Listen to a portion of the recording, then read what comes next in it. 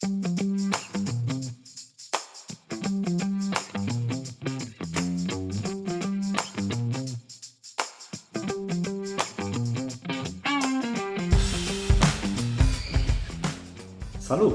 În acest episod vom vorbi despre o specie foarte interesantă de amfibian, practic o broască denumită broasca cu coarne.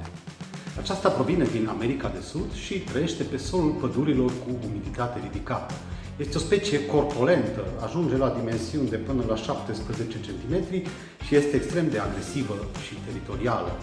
O trăsătură mai ieșită din comun acestei broaște este gura imensă, care ocupă jumătate din dimensiunea totală a corpului și mai este și prevăzută cu un fel de dinți pe ambele părți ale maxilarelor.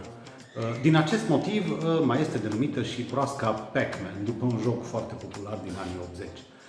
Cu ajutorul acestei guri, broasca cu coarne poate să mănânce pradă de dimensiuni foarte mari comparativ cu dimensiunea corpului.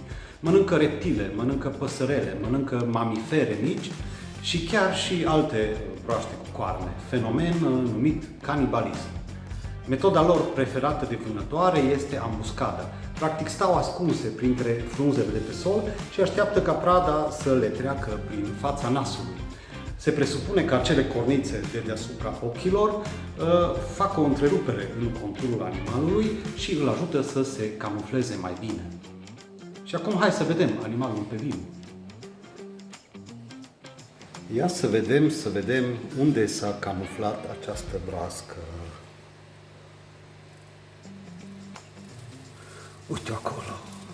Se pare că tocmai mănâncă ceva și mai este și singura specie de broască care are dinți. Ochiul are o adaptare pentru modul de viață nocturn și crepuscular. Pupila este ovală, dispusă orizontal și, drept urmare, se poate deschide mai bine și poate permite intrarea unui flux luminos ceva mai intens către retină. Ca și majoritatea broaștelor, această specie nu distinge clar obiectele aflate la distanță. În schimb, obiectele aflate în mișcare, aproape, sunt detectate foarte bine.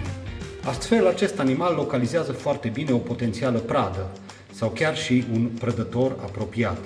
Sper că v-a plăcut și vă invit să urmăriți și episoadele următoare.